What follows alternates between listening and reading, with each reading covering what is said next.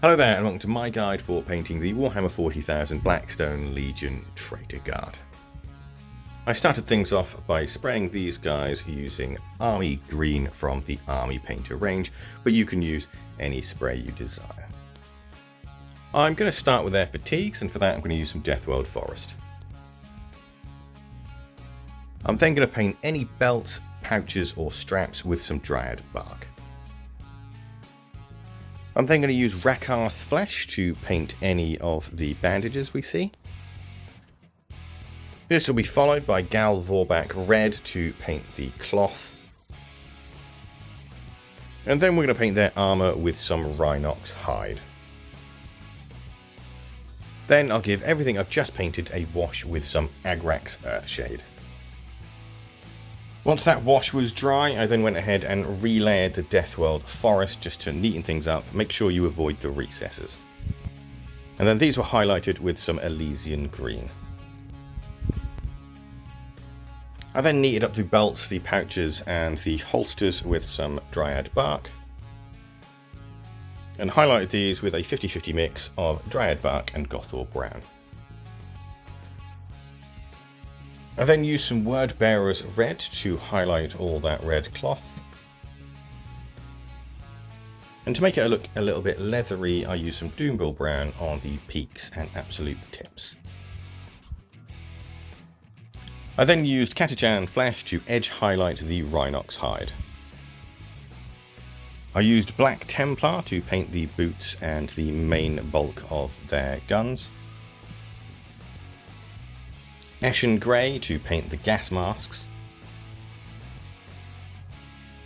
I then used Iron Hat and Steel to paint the metallic areas, such as areas on the weapons, knee pads, spikes and belt buckles. I then used Skavenblight Dinge to paint any fur. And gave all the areas we painted from the Black Templar a wash with some Nuln Oil. Once that wash has dried, I'm then going to go in and I'm going to start to highlight the black areas with some Corvus Black. I'll then highlight the gas masks with some Mechanicus Standard Grey. Next up, I'll start the skin, and for the lighter skin, I'm going to use some Bugman's Glow. And for darker skin, I'm going to use Catachan Flesh. I'm also going to use Bugman's Glow to paint the fleshy side of any fur. I'm then going to use Retributor Armor to pick out details on the weapons, any Chaos iconography, and any handguards on any weapons. Then I'll give the skin and the gold a wash with some Reichland Fleshshade. However, for the tip of the flamer, I'm going to use some Agrax Earthshade. I also want any chainmail to look a little bit darker and a little bit more grubbier, so I'm going to use some Agrax Earthshade on that as well. Some of the models have a few areas of cloth that I didn't paint, and for that I'm going to use some Mephiston Red. I'll also use Mephiston Red to paint the lenses on the gas masks. And one of the gas masks has a tube coming from it, so I'll also paint that red too. All of this then get a wash with some Carroburg Crimson. One of the Traitor Guard is also holding a club, so I'm going to paint that with some Mournfang Brown. The club has got some spikes on it, so I'm going to paint those with Iron Hands Steel. This will then get a very blurry coat of Agrax Earthshade. Enjoy my shoes. I'll then dry brush the fur with some Storm Vermin Fur. This next step you can skip if you want, because the eyes are kind of fiddly, but we're going to use some Abaddon Black to mark where the eyes would be. Then some matte white for the bulk of the eye. And then finally, a tiny little dot of Abaddon Black for the pupil. Now we'll go back to painting the skin, and for that we're going to highlight it first with some Cadian Flesh Tone.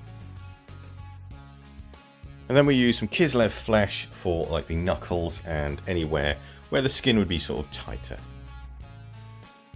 For dark skin, we'll then use some Blood Reaver Flesh for the first highlight, followed by some Night Quester Flesh. I'll use Auric Armor Gold to highlight the gold. And then we're going to use a little bit of Screamer Pink just to paint the handle of the chainsword. Then I'm going to use Evil Sun Scarlet to highlight all the red we painted earlier. This does include the lenses. And this will be followed by a second highlight of Wild Rider Red. I'm then going to use Morghast Bone to paint any skulls, and they'll get washed with some Army Painter Soft Tone. The rocks on the floor will then get painted with some Dawnstone, and these will get washed with some Agrax Earthshade. I'm then going to use some Stormhost Silver to highlight all of the silver, and I'm also going to use it to highlight the very tips and sort of peaks of the gold.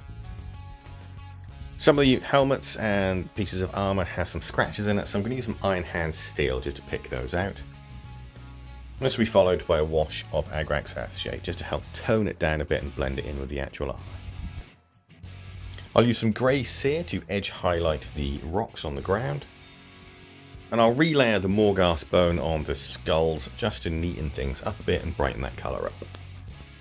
And these will then get a highlight of Screaming Skull. These guys are pretty fun to paint, even though there isn't many, and they won't take you too long whatsoever. In fact, the guys only took me around about 6 hours to complete all 7 of them, which is absolutely brilliant. As ever, GW always do really crisp, clean models that are generally quite a joy to paint, if not sometimes a little bit busy on the detail. If you follow this guide and you found it useful, think about giving the video a like and maybe give us a subscribe and follow me for more. Thank you so much for watching, and I will see you on the next one. Goodbye for now.